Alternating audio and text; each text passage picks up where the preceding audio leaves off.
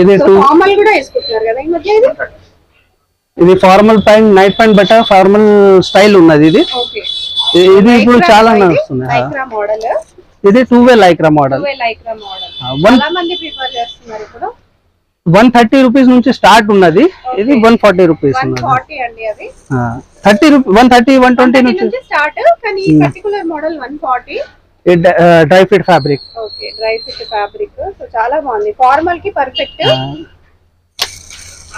ఇది 4 వే Lycra. So వీటిలో sizes కూడా ఉంటాయి కదా?